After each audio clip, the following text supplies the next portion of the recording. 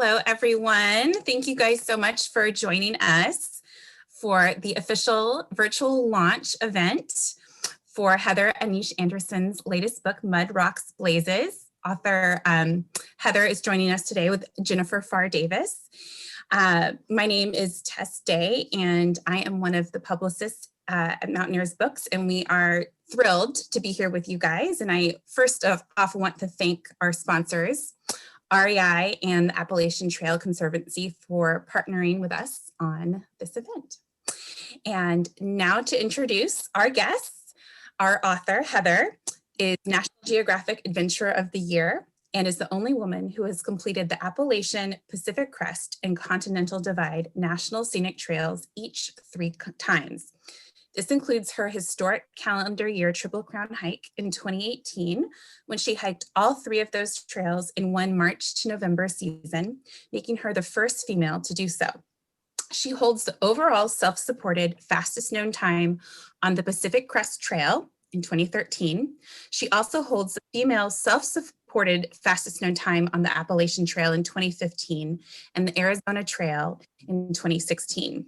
She has logged over 40,000 foot miles since 2003, including 15 through hikes and many ultramarathons. She is also an avid mountaineer and peak bagger, working on several ascent lists in the US and abroad. As a professional speaker, Heather speaks regularly about her adventures and the lessons learned on trail. She is the author of Thirst, 2,600 Miles to Home in 2019, chronicling her Pacific Crest Trail record. And then, of course, her latest book, Mud, Rocks, Blazes, Letting Go on the Appalachian Trail, about her 2015 AT record.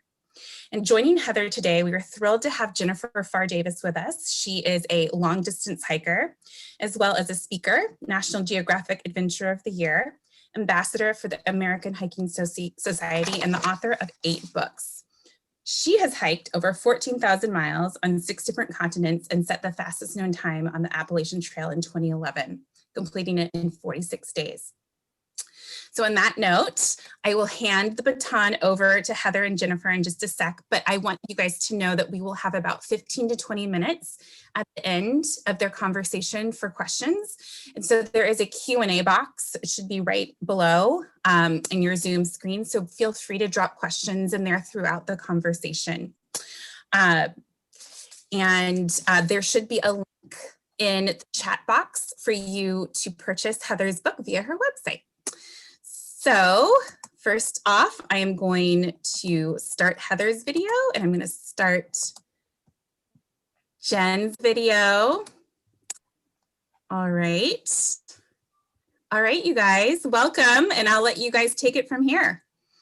Awesome. Thanks, Tess. Hey, y'all. I am Jennifer Pharr Davis, and I am honored to interview my good friend, Heather Anderson, tonight for her book launch.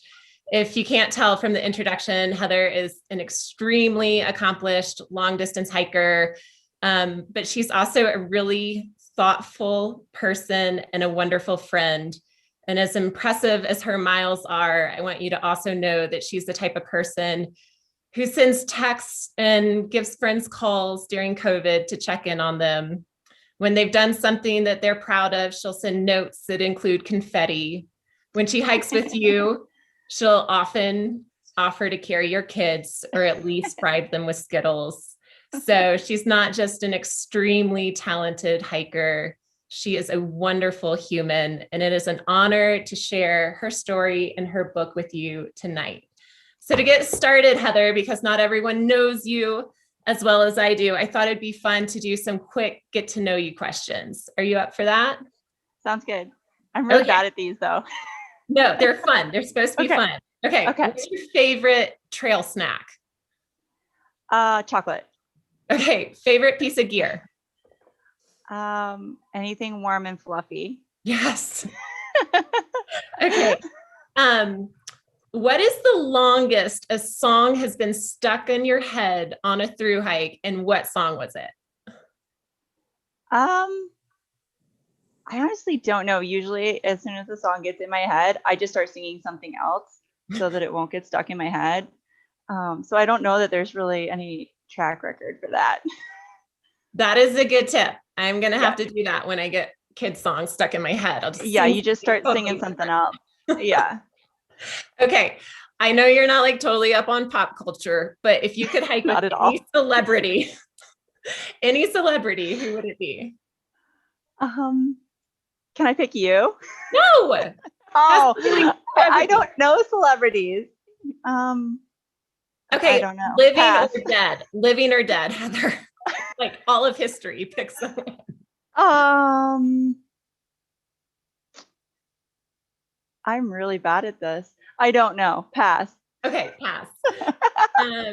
What is the longest you've gone without seeing another person on trail? Probably like aside from people I was hiking with, I did the whole Oregon Desert Trail without seeing another hiker. So that was like 19 days. I mean, obviously I was hiking with somebody, but I think by myself, it's probably not been more than like probably 36 hours Wow. Okay. on trail. Off trail is completely different. You can go days without seeing people out there. Cool. If you were not a hiker, writer, and speaker, and you had to pick a normal day job, what would it be? A meteorologist. That's awesome. If you could hike any trail in the world, what would it be? The Arctic Circle Trail in Greenland. Oh, that sounds with lots of the down, fluffy, warm things and chocolate. And chocolate. Yeah. Okay. Maybe the most important question of the night. Do you say Appalachian or Appalachian? I say Appalachian. Yes. Both are right. Yes. Live in the South. Right. Okay. We can agree on AT. Now I want to dive into some more long form questions about your amazing book, Mud, Rocks, and Blazes.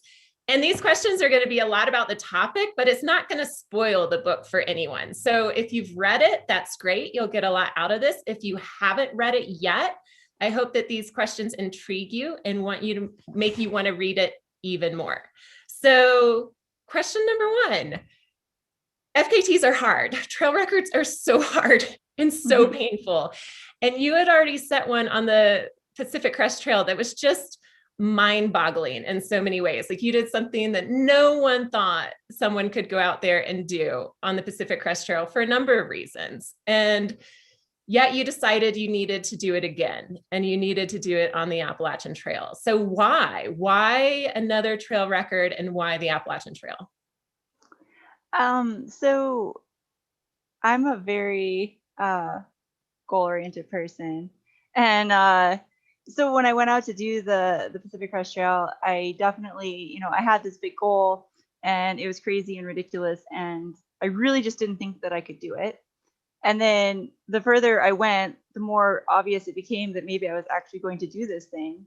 And then I finished and I had done it, and I got to the end and I was just like, well, but I didn't think that I could do that, and I did. So what does that mean about me? And it definitely just led to this really complex emotional state. And later on, I learned that there's a name for this. It's called imposter syndrome. But basically, you just start doubting yourself and doubting your abilities and doubting that what you've done is something like that you're worthy of, or that you even did. You begin to think that you're an imposter. And for me, it was always like you're a fake. Like you don't belong here. Like people now treat you like an elite athlete, and you're clearly not. Like this was an accident. Like in my head, I had convinced myself that it was an accident, that you could accidentally hike the Pacific Crest Trail in 60 days. Like I really truly believed it was just like circumstances and luck.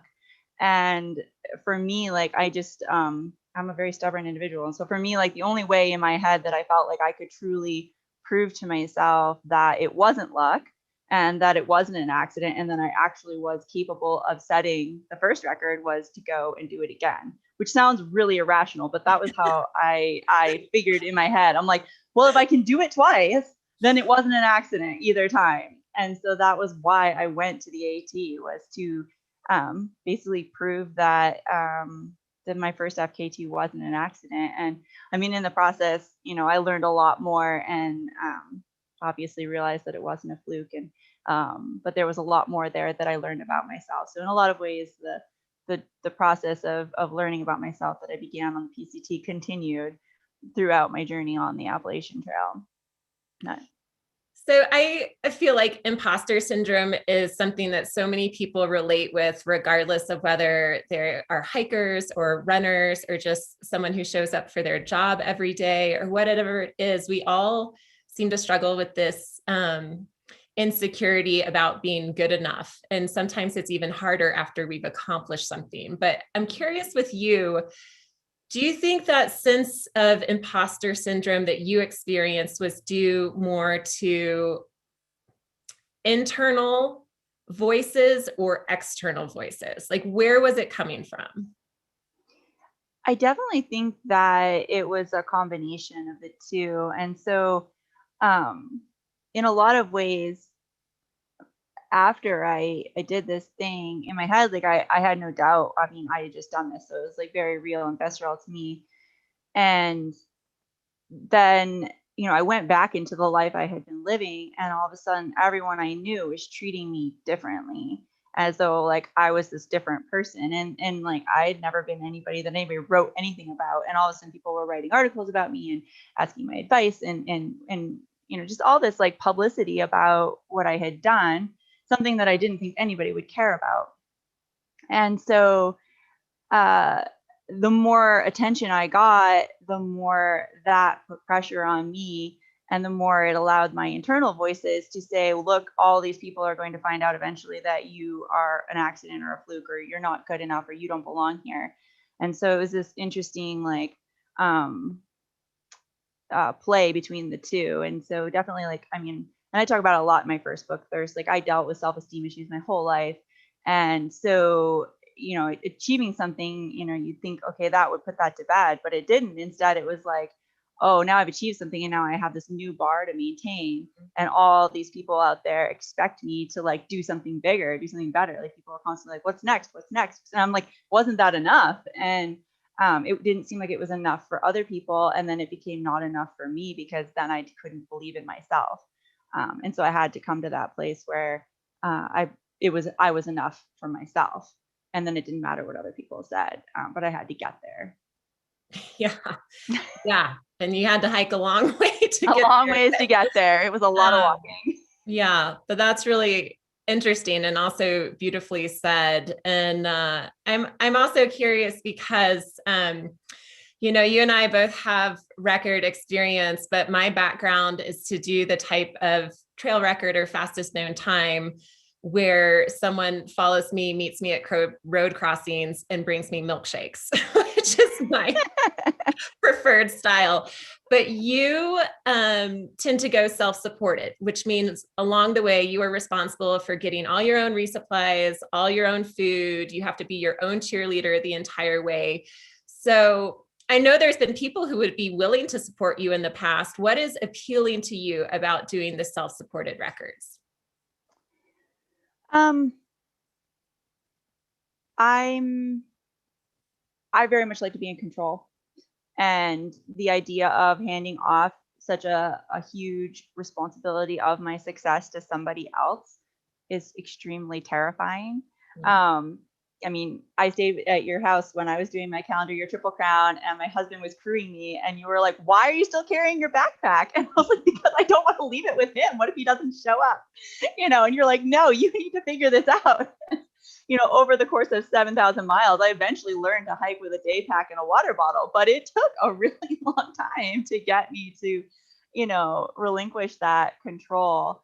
And in a lot of ways too, like I felt like by bringing somebody else into, especially my Appalachian Trail thing, like the story I write about in Mud Rocks Blazes, like bringing somebody else into that wouldn't have allowed me to have, at least I don't think it would have allowed me to have the same depth of inner growth, because I really just needed to be me, myself, and the trail. Like I needed to be out there in the mud by myself, wrestling with all of this internal stuff and really putting myself into hard places. And I needed to do it by myself. I couldn't have somebody assisting me with it, because that would have led me back into that same, like, well, you couldn't do it alone. See, like, you're not good enough. You can't do this.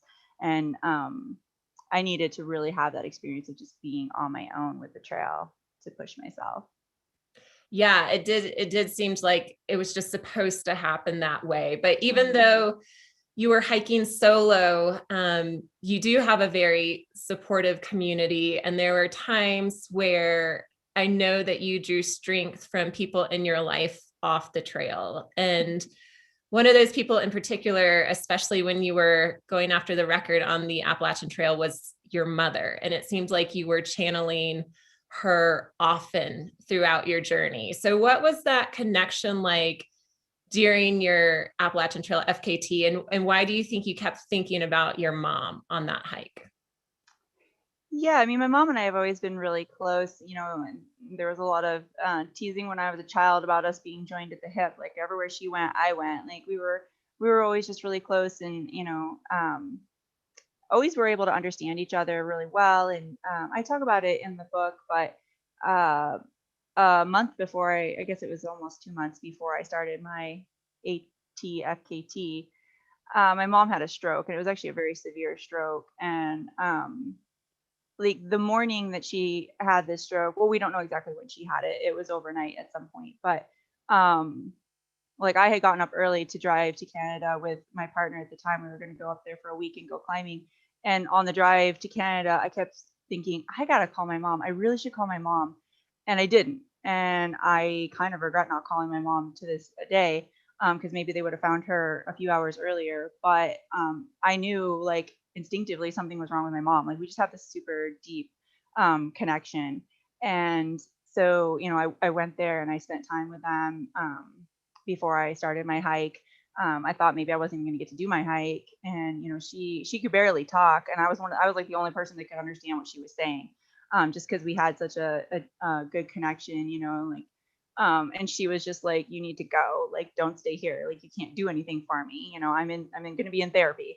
And so I went and I did my hike, but she was like, of course, like one of the only things I could think about out there. And the whole time I knew she was working really hard on getting her ability to speak back and her ability to, occupational therapy, like all the stuff you have to go through after a stroke. And, I was doing this really hard thing too. And I knew she was thinking of me, and I knew I was thinking of her. And so, yeah, I drew a lot of strength from our shared bond throughout my journey, and tried to send that strength back to her as well. Yeah, you were both going through so much, and it seemed like you had to let go of a lot to take this journey. You had to say goodbye to your mom to head into the woods. And there was a piece about that. But even when you got on the trail, I feel like throughout the book, there were these moments of just letting go. And, I think we're similar in a lot of ways. We're very different in a lot of ways, but I like control too. And I'm a planner, and I could just see through your story, you had planned this itinerary and you had planned this record that you were going to go after. And very early on, through several different challenges you faced, you had to let go of the itinerary. And in some instances, you let go of even the idea of the record, but it seemed like you found something better on the other side of that. So can you talk about like readjusting your expectations and letting go of the itinerary, and how your relationship with the quote unquote record changed during your journey?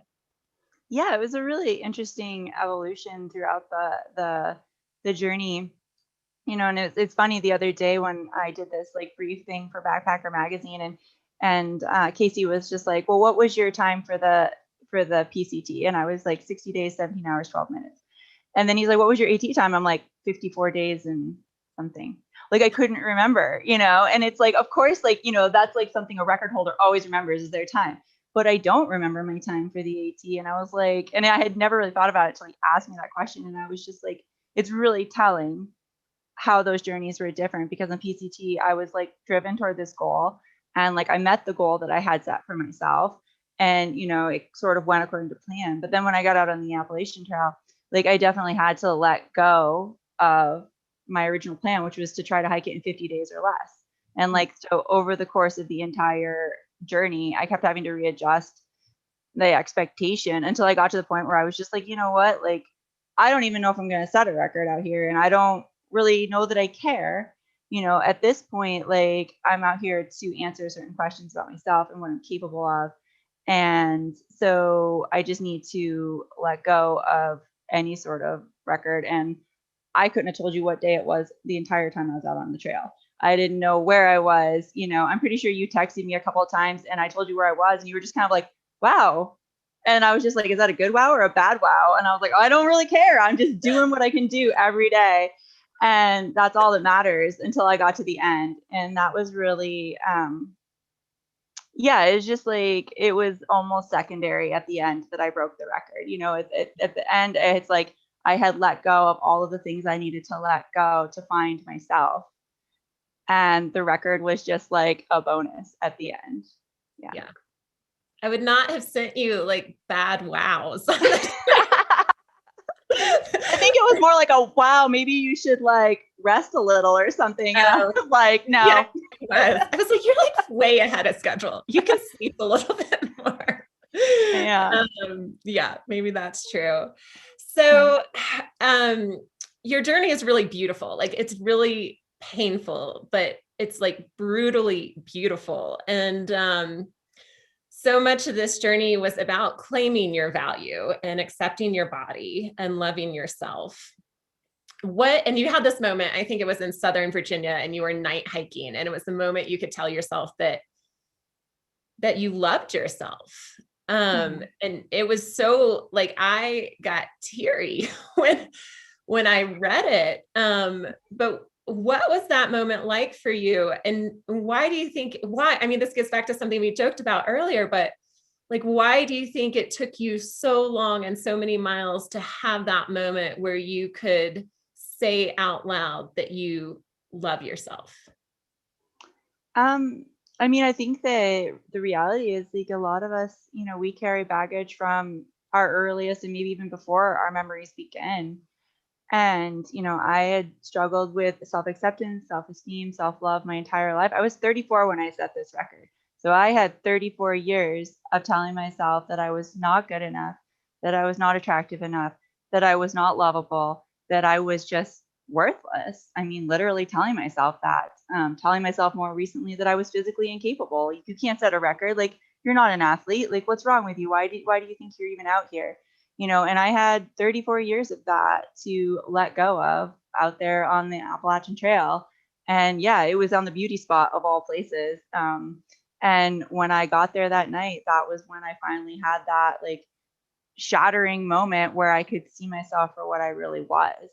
And that was, I mean, I don't know how to describe that other than what I wrote in the book. It's just a completely incredible moment to like realize that everything you believed and thought you knew and everything you told yourself was wrong, and to see the truth and be able to embrace that. I mean, that's a very powerful moment.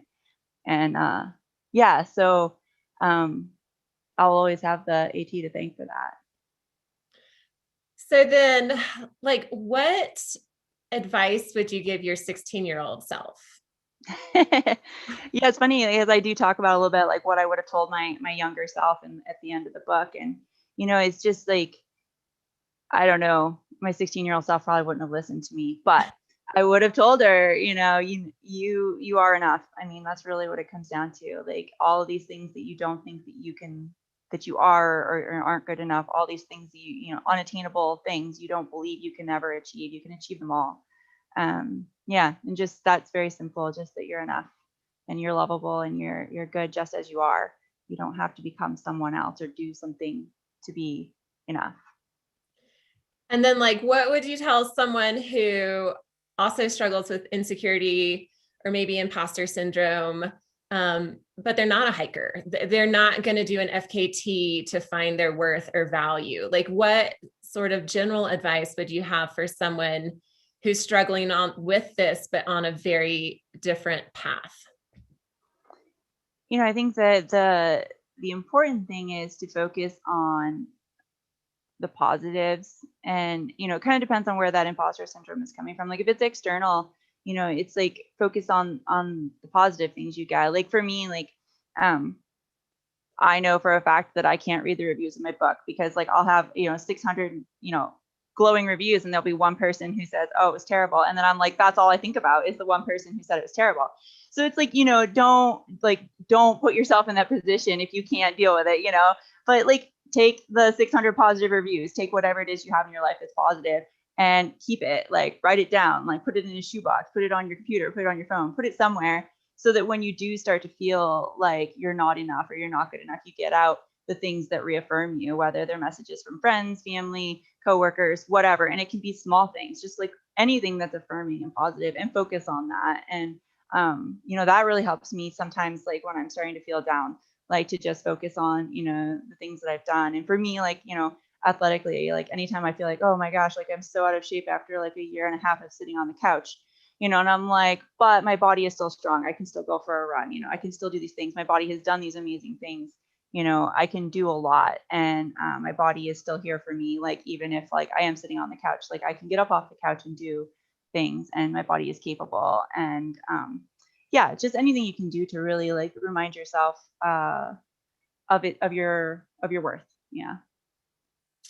Yeah, I think those positive affirmations are really significant. And, I think you really gave us a gift with your book. Like, it was a look into your soul. And I hope when people receive that, they will want to thank you in turn with a positive book review, because those are super helpful for authors. And I'm going to make sure to write mine and say like, wow, this is a positive wow. Thank you. I appreciate that. An amazing book. So we hit on this idea that like, and it's interesting, right? Because these trail records, FKTs, I think people have really preconceived notions about them. And in a lot of ways, they are almost a spiritual practice, or there's components of fasting. With you, there was literal fasting. I was eating so much more than you were. Poor mother, she's not eating enough. Yeah. But so there's a lot of like purging of like emotions and letting go, and like just sweating out all these like things that have been held inside of you. But then there was this moment too that you had that was like reclaiming a part of you that you had lost, or inviting a part of you back so that you felt whole. And within the hiking world, for those of you who are in it or maybe know about it, like you start hiking and you become a hiker and you take a trail name, and it's like this whole new identity. And I think a lot of us have issues then reconciling our identity in the woods and on the trail with who we are off trail. And on your journey, you had this moment where it seemed like you were able to be at peace and combine the Heather off trail with the Anish on trail. So can you tell us about that? Yeah, it was definitely something that played into my life prior to hiking, when I wasn't a really very active person and I didn't exercise. I'd never had that. I'd never really gone backpacking. It just wasn't part of my life prior to my very first through hike of the Appalachian Trail in 2003. And that was when I gave myself this new name and I became this new person, because within a short period of time on the trail, I discovered, wow, I'm good at this. And I love it. And I used to hate sweating, and I don't even mind it right now because I'm having so much fun. And it just became this new identity for myself. And, I was 21 years old. So this is like this rejection of like all this like awkward, clumsy, unathletic, not good enough self that lived before, and becoming this new person, like, that all of a sudden she was good at something, and, she had all these friends on the trail, and she felt like she had a community for the first time. And I went on to hike the PCT, in a couple of years later, and then the CDT, and then I was this person. I was a thru hiker. I was a niche, and then once I finished the Triple Crown, I was 25 or 24 when I finished it. And then all of a sudden, like, I wasn't this hiker anymore. I wasn't this person anymore. And I was just like working a job and being quote unquote normal. And all of a sudden, like, I was Heather again, but like I had this memory of being this other person on the trail. And yeah, it can be very hard to reconcile that, because I really truly believe on the trail, we end up being our truest incarnation of ourselves and our most authentic selves. And I think that's I used to say, like, what I missed about the trail was the freedom, because you can just do whatever you want. And yet the freedom of the trail is actually very narrow. It's about 3 feet wide. Like you're not that free. But what you are is you're free to be yourself. And that's what the trail gives you, that kind of freedom. And I think that's what most of us are craving afterward and missing, is that freedom to be ourselves, to be our truest selves. And so, pretty much that journey from the time I finished my first Triple Crown to the end of Mud Rocks Blazes, till I stood on Springer again, I had to figure out a way to be both. And I didn't even know that that's what I was trying to do. And I don't even really go by my trail name anymore, like, because that person is part of me. But, like, I'm okay being Heather.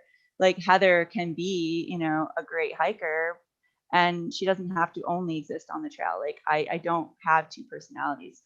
I'm one person. And so it was really just coming to terms with the fact that I hadn't become somebody else. I had just changed, and recognizing what changed about me when I was on the trail and adopting that into my life off the trail. Like, I don't have to leave my truest, most authentic self on the trail. I can bring it off the trail with me, and learning how to do that. And that was really the synthesis that came to fruition after this hike. And so I think that was what that part of the book is all about.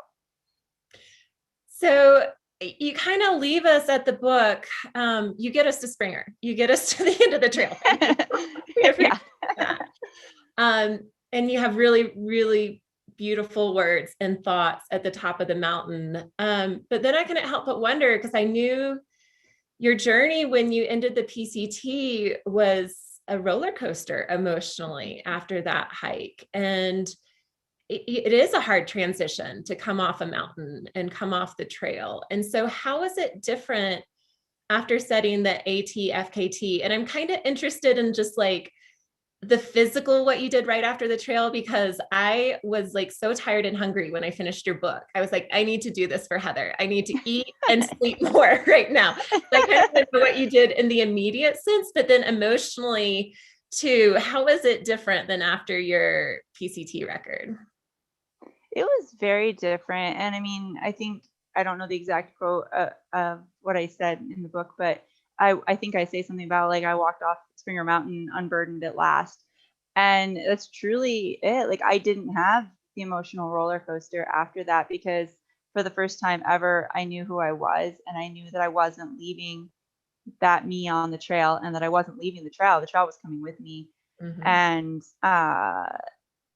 so there wasn't, I mean, obviously I was in a little bit of a funky, you got to deal with the balancing of all your hormones and stuff like that after the trail, and the serotonin dump and all that, like, obviously, but it was definitely not like after I came off of the PCT. And also, like, I knew this time around, like, okay, there's going to be like this flurry of like media activity, and then everybody will forget about me for a while. So it's like, I knew that there was just going to be like that I would have to deal with. And I was more prepared. Like, coming off the PCT, I had no idea. I went to Canada for like several days after I finished the PCT with no reception, and came back to like chaos. I had no idea that people were going to care. So, like, at least with the AT, I had that idea that I was going to have to deal with that. And physically, like, I went and I ate and drank and got on a plane and flew to the Aldo West gathering in Oregon. So I was there for like 2 days. And so that was good. It was like this buffer. I went and like hung out with other thru hikers. And then I went home and immediately packed my bags and went for a 6-day backpacking, peak bagging, climbing trip in the North Cascades. And that was great. I could tell when I was trying to scramble mountains that my arms weren't that strong. But it was like the guy I was dating at the time. He was like, wow, for the first time I can actually keep up with you, because I was tired. But it was the most, I don't know, like, everybody thought it was like really bizarre that I went back, like, not even just backpacking, but I went like climbing like mountains. And I was like, I don't know, like, being outside is the most natural place for me to be right now. And it's the place I need mentally. And I mean, we ate a lot of really good food out there. So it wasn't like it wasn't setting an FKT. So it was like more mellow. But yeah, in coming back from that, I definitely just felt more balanced overall. And I took better care of myself on the AT. I know it doesn't sound like it, but I definitely ate better and took better care of my body. So I recovered from the rigors of the FKT within a couple of months versus the PCT, which took me over a year. So yeah, it was a faster transition back. So reading through your book, I personally, and I don't know, because when I write books, I don't like to reread them after they're out. It's just done. But I read through your books and I had a little pain PTSD, and I was like, oh my gosh, like I know why we did it. I know what it meant to have this type of experience, but reading Heather's journey makes me not want to go after another FKT. And Right. I'm just wondering, like, when you think back on it, and obviously when you write about it, you really relive it. Do you feel like you want to go to those extreme places of endurance again? Like, do you still have unanswered questions? Are there trails where an FKT is exciting to you? Or do you feel like that's something that you're at peace with and you're ready for different types of adventures? People ask me this a lot, and it's not that I might not ever do an FKT. I definitely won't do something that long. Number one, that was my promise I made to my mom when I left for that one. I was like, I only am going to do this one more time. I specifically said a multi-1,000-mile FKT. So I kind of left a window open as long as it's, 1,000 or, anyway. But really, like, I went out and I set the Arizona Trail FKT after this, like the next year. And I call it my vacation FKT because I went out there with the intent to really like set this record. And then I just got out there and I'm like, well, I'm hiking 45 miles a day, but like, that's kind of what I naturally do. And I don't feel like pushing any harder than that. And I did push. There were a few days where I had to push to achieve the FKT, but I only broke the FKT by like a couple of days, and it was not my best. Like I knew I could have done far more. And I was wrestling with a few things at that time too. Definitely not as big of issues, just more personal life stuff. But then I went out in 2017, the year later, and tried to do the Colorado Trail FKT, and I got injured. And I thought, I had a serious injury. It didn't turn out to be serious, but it was interesting because when I was out there and I was pushing myself, I couldn't seem to get past that threshold. And it was like, not that I physically couldn't get past it, even though I was injured. It was definitely the mental, where I was just like, I don't have anything left to prove to myself.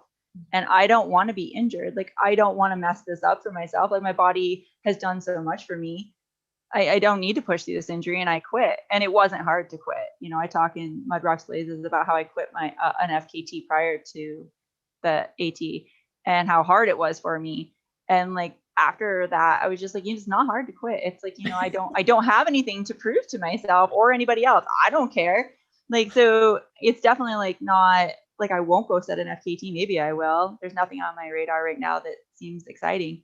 But I definitely know that it would have to be just because I felt like it, because there's nothing left to prove. Like there's nothing, I never did FKTs to prove anything really to anyone else. It was always to prove something to myself and to work through stuff, because the trail is just the best place for me to work through things.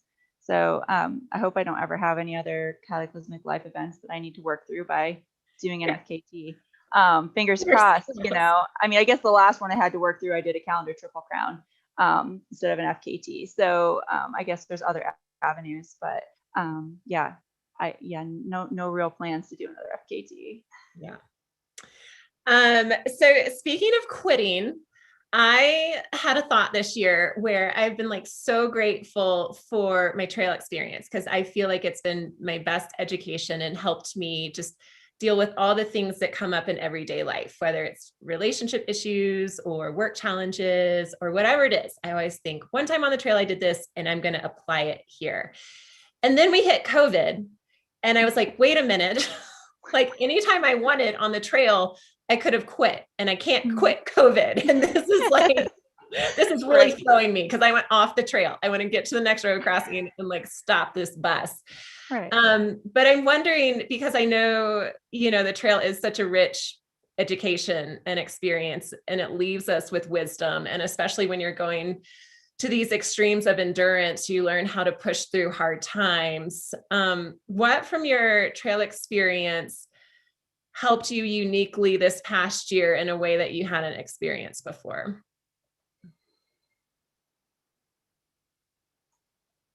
I think for me, having done really difficult things and has really helped getting through this last year. I mean, I don't know that it was really my FKTs, but definitely my calendar year Triple Crown. from very early on that, like I wanted to quit a lot. Like I really didn't want to keep going. I hit a point where I was just like, why am I even doing these trails again? Like I just, want to stop. And yeah, I kept going because I knew that if I didn't keep going, that I would regret possibly not seeing it through, because that was my opportunity to do it. And going through this, it's there's all those days where you want to quit, and you're like, yeah, like you, it's like, well, I want to get off this trail. Like I don't like this trail anymore. But I've had the experience of seeing something through even when I didn't really want to, and it reminds me that there is an end, even to things you think are never going to end. When you're doing 7,000 plus miles of hiking all in 8 months, and it definitely feels like it's never going to end, and you want to quit, but like you want to keep going at the same time, and eventually it does. It ends, and so like that's definitely helped me have that perspective of, at some point we'll be beyond this, and we'll have learned things on this, and we'll have learned things from the process of going through this, even though we didn't want to, that we wouldn't have learned otherwise, similar to what I gained from that hike. And another thing, like that I took from hiking, something about hiking, it's always been a very meditative experience for me. It's been very made it easy for me to be present and in the moment. Like I'm a very neurotic like worrier, and like constantly thinking all the things that can go wrong and all of the opportunities, and planning the future and thinking about the past. And on the trail, I tend to be a lot more like in the present. And so something that I'd started doing shortly before this whole pandemic started was bringing like a mindfulness practice into my daily life. And I felt like that was a component that I had missed prior, because I was spending so much time on the trail, and that was my mindfulness. And I realized that I needed a way to have that when I wasn't on the trail, because it's just not always feasible to be on the trail. And so learning a way to bring the attention and the focus and the mindfulness of the trail into my daily life has actually like made this whole thought process go so much better, because it's not like I have to get out on the trail to feel good and to feel centered and focused and calm. And so it's not exactly like trail related, but it was like I realized it was a component of on the trail that I needed in my day-to-day life, and I was finally able to bring that into my life. And so that has made all the difference. It's been a huge difference in my mental health and well-being through all of this. That I'm going to have to call you and ask you a little bit more about that on a personal level. Yes, I'm happy to talk about it. I remember we talked like 6 months ago, and you were like, I feel like a caged tiger. And I was like, I know. Yes, that's like, there still needs to be an outlet for the physical energy that has to go somewhere. Yeah. Okay, so we're about to open it up for audience questions, because we definitely want to know what folks who tuned in want to ask of Heather or Anish. But maybe the last thing you can leave us with, Heather, is this book is so beautiful and it has so many different takeaways. But if you have like one hope that the book will leave people with a bit of inspiration, or just like one message, like what is it that you really want folks to get out of Mud, Rocks, and Blazes? I think the thing that I most want people to get from it is the same thing I would have told my 16-year-old self, and it's that you are enough. I hear and I see so many people who are not content with who they are, what they've done, in and out of the hiking community, just all people, all walks of life. And that's the thing. It was a tough journey for me to get to that point, and it's been such a different journey since I got to Springer Mountain. Once I could realize that I'm enough, and be enough for myself. And that's the thing that I hope that people can see, that they are enough for themselves too. That's the reason I wrote the book. Well, you're enough. And I want to thank you for sharing your stories tonight and in the book, and inviting me to be a part of it. And now I think Tess from Mountaineers Press is going to host our Q&A. Hey, thank you guys so much. I could have kept listening for a long time, but we have a ton of viewer questions, and I will try to get to as many as we can. This question is from Amy, and she would like to know how you got your nickname. I named myself on my first hike.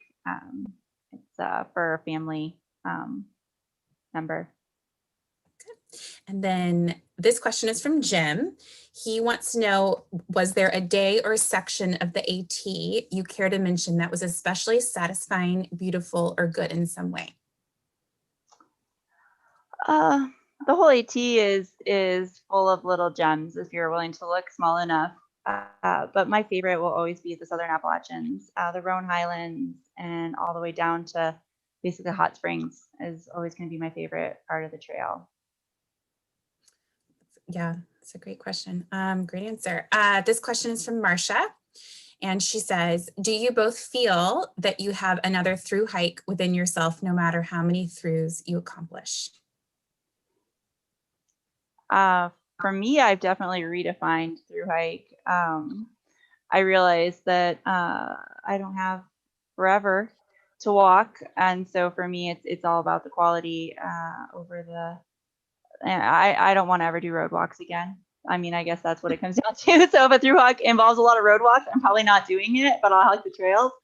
I want to see as much as I can, and in as many places as I can. But I feel like that unless there's something major that happens, there will always be more miles left. Yeah. And this question is from Anonymous. Did you experience any fear while hiking alone as a woman? And if so, how did you manage it? I guess I do in some ways have, I wouldn't necessarily say it's a fear, but I'm extra cautious when I'm hiking solo as a female, especially on a trail like the Appalachian Trail where there's just lots of road crossings and a lot of people can make their way onto the trail. I don't camp near a road, and I take certain precautions. I don't tell people where I'm camping. I feel like a lot of that is just very good common sense. Like you just don't tell strangers where you're going to be sleeping at night.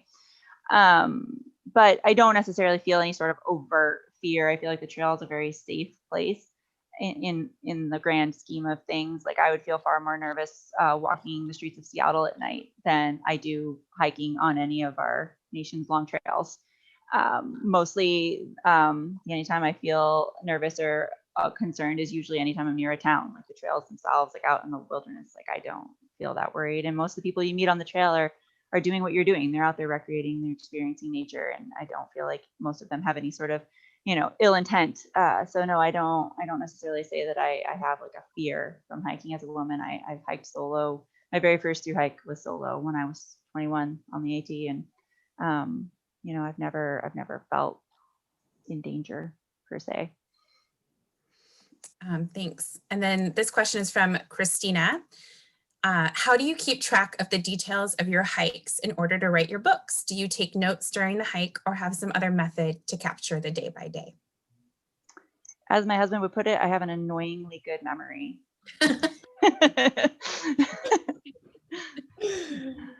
So you don't take note, you don't write in a journal or do any sort of dictation, you just all up here? All up here. I love it. This question is from Scout and Frodo. They ask, in your world of hiking fastest known times, there seems to be more camaraderie than competition. Is that true for you? How do you respond to someone setting out to break your record? I always wish them good luck. I mean, I think that as Jen brought up in our conversations, FKTs are brutally beautiful, and they allow for a lot of letting go and a lot of self and internal growth and reflection. And I think that there's a lot of power in pushing yourself to the physical and mental limits. I felt it on my FKTs, and so I wish anybody seeking that good luck on it. And I think from an athletic level, I think that you always got to hold a record lightly. Like you want to constantly see the potential of human ability, and I by no means think that I'm the pinnacle of human evolution. Like people are going to be stronger and faster, and like I want to see that happen. And of course, like the string bean is a great example. He's out on attempting the FKT on the Arizona Trail right now, But he came along 2 years after my AT record, self-supported, and took 9 days off my time. He demolished my record and the supported record, self-supported. And I just thought that that was the most incredible thing. And like, he and I are friends and now, and he's just an incredible athlete. And I think that that's amazing. And I'm looking forward to the day that somebody comes along and crushes his record and just proves how much more physically capable humans are. I think that we have incredible, powerful bodies that can do amazing things. And being able to tap into it and see just what my body was able to do was an incredible experience. And I wish that for everybody to feel the power that they have inside themselves. Yeah, that's great. This question is from Chevelle, and she says, I challenged myself this year to read more adventure books by women authors. So my bookshelf is now full of books by Jennifer and Heather. Inspired. She says, I am so inspired. I've always been a runner and a recreational hiker, but haven't done long distance backpacking or camping since my youth. Any recommendations on how to get out there? I guess my question is, how do I start? I actually just wrote an article for trailsisters.net about this. It's actually called How to Get Started. So you can pull that up and read my thoughts there. But in short, get started. Just go. Start putting one foot in front of the other. That's the way you get out there. You can spend a lot of time amassing gear and reading blogs and watching videos and never actually get on the trail. And there's something to be said for being prepared. Like, obviously you need to do some preparation work, but don't focus only on the preparation and never get out the door. So even if your backpacking trip is 2 miles and you're just hiking out to a place local to you that and you set up camp and you walk back to your car in the morning, that's a start. Yeah, that's great. This question is from Rebecca. When you find yourself in the tough places in your head, what do you do to keep moving forward? I try to get out of my head. Our heads are complicated places. And, there's especially during an FKT, there's a lot of tug of war between the head and the body. Sometimes your body is telling your brain, I can't do this. And sometimes it's your brain telling your body it can't do it. And usually neither one is right. You almost always can do it. And so I definitely think that focusing on, like, when your head is, when you're getting too hung up there, focusing on your body. This is something I've learned through hiking, but also through yoga, is focusing on the breath for me, focusing on the sound of my feet hitting the trail, focusing on, the rhythm of my hands, just focusing on your body and what your body is doing. And it's impossible to get too hung up in your head when you're really present in your body. And this person, anonymous, would like to know if you have any future book plans, which we know that you do. Yes. Yeah, I actually turned in my 3rd manuscript the week my book launched, which I will never do that again. But I just heard from my editor today. So we're proceeding forward with my book. Should be out next year sometime. I don't have a date yet, but have another book coming soon. Okay. And then this kind of is a follow-up question to that, that someone asked. Any tips or advice for aspiring writers? Oh gosh, write. That's the biggest thing. And read. The more you read and the more you write, the better you will write. And have other people read your work. Get critiques, get feedback, join a writing group. All of these sorts of things are invaluable as you begin to learn the craft and hone your own voice, learning to accept critiques and to understand how to let go of the things that are personal to you in order to tell the story that needs to be told. These are all important things to learn in the craft of writing. Publication is a whole other story, but becoming a writer is something you can do within a community. Yeah, absolutely. And I think, like, your point of having someone else read your work is always a good thing. Yeah, definitely. This question is from Tom. What would you suggest a normal weekend hiker do to prepare to experience the AT? I am a bit intimidated, but excited at the idea of doing this one day. So the thing to remember about a through hike of any length, but we'll say the Appalachian Trail right now because that's what we're talking about, is that it is a long string of 2, 3, 4-day backpacking trips. So the more comfortable you are with doing, a multi-night backpacking trip, the more comfortable you'll be doing a through hike. And, if possible, hike on that terrain so you can hone your gear. The gear you'd need for the AT is very different from the gear you'd need for like the PCT. So, hike in the East if you haven't hiked in the East, like get a feel for what it's like. But just become a competent, comfortable backpacker. Yeah, that's good advice. This question is from Brian. For both of you, what they think the future of the backcountry and our wilderness areas are as more and more people take up hiking and camping and climbing. I think that the more people forming positive connections with our wilderness, the better, because people don't care about things they don't have a connection to. How that will play out in the long term with use and things like that remains to be seen. But I definitely believe that when people go out and they have an experience and they really connect to nature, that makes them want to cherish it and value it and protect it. I don't know if you want to weigh in, Jen, or not. Yeah, I agree. I'm like, let's deal with this problem all day. Yeah. Hikers get stressed out about this. And I'm like, yeah, but people going outside is exactly what we want to be dealing with. And I used to be a lot more snobby about it when I was a long distance backpacker and wanted to get into the middle of nowhere and away from people. And that's so easy to do if you're able to hike miles. There's so many places where you can go and have it all to yourself. But as a parent of younger kids, I'm doing a lot of the easier, more accessible trailheads and sharing them. And it's a different experience, but it's not better or worse. And there's something really wonderful about being in those places and seeing other people get as much out of them as we are as a family. And so both exist, they're both important, and it's a good problem to have. Yeah, that's a great perspective.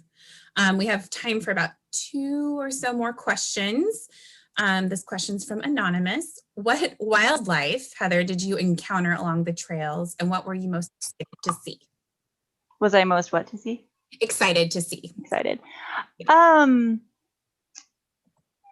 had so many wonderful animal encounters on the AT, and I think that that's one of the things that people don't necessarily realize. Like, so people think about hiking in the West and they're like, oh, you see the elk and you see this and that and you see these things. But my experience has been that the biodiversity on the Appalachian Trail is just through the roof compared to what I've seen hiking out West. And so it's like, especially if like your birds and your insects and your plants, like there's just so much. And, so I saw, not on my FKT, but I saw a mink for the first time on my calendar Triple Crown, and that was really cool. On my FKT in the book, I write about an encounter I had with a copperhead, which was like terrifying, but also really cool. Like retrospectively, I'm like, that was a neat experience, like to just like have this one-on-one moment with this like snake, and I felt like we had like a moment. Like it wasn't just like, oh, there's a snake. Like we like had an encounter. And that was pretty cool. Like I saw my only eastern rattlesnake on my FKT, and I saw lots of bears and moose and things like that too. But being able to see the copperhead was like a new animal for me, and I always get excited when I can check a new animal off the list. And so yeah, that was probably the thing I was the most excited about afterward. Oh my gosh, so many. Okay, I think I can slide in 2 more questions really quickly. This is from Joy. The FKT site maintains NOBO and SOBO records. Do you think one direction is easier or naturally faster? I don't necessarily. I think it kind of just depends on your strengths and weaknesses and how you've prepared. I mean, obviously, like for me, like going southbound seems to make sense because like I was doing the really hard scrambling sections first when I was the strongest. And I trained by climbing mountains in Washington. Like I was scrambling, I was doing all 3rd class. Like I didn't train by doing mileage. I trained by going up and using hands. So like I was in good scramble condition. And so that's why I did it the way I did it. And I felt like that was better for me because by the end, when you're really tired, all you're doing is walking a trail. but somebody else might have different strengths. Yeah, that's great. All right, last question from Scott. Do or did you carry a lucky charm / luxury item with you on your through hikes? I know it would probably add to your carrying weight, just being curious. Yeah, actually I do. I don't have her handy to show her, but I call her Miss Pink. She's retired now. But she's a little tiny backpacking buddy. My friend Arlette Lawn makes these little sock dolls, and so yeah, I almost always carry one. If you go to my Instagram, like I think I've linked to it on there, but you can just search for Arlette Lawn Fiber Creations if you want to see it. But yeah, there's like all these little, she makes these That's so little cool. sock dollies. Yeah, and light, and probably light to Yeah, carry. it only weighs like an ounce. I don't Yeah. even think it weighs that much. It's very light.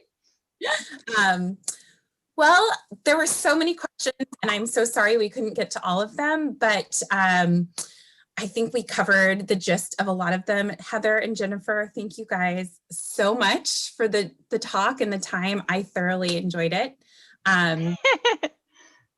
This book, I mean, yes, I am your publicist, but I just loved it. And I really encourage people to get more in depth and order it. I also want to thank again our sponsors, REI and the Appalachian Trail Conservancy. And just as a reminder, Mountaineers Books is a 501c3 mission-driven nonprofit, and we are supported by a combination of book sales and philanthropic support. So again, you guys, thanks so much. I really enjoyed listening to you guys, and have a wonderful night. Yeah, thank you very much. Thanks, Bye, y'all. Jen. Bye,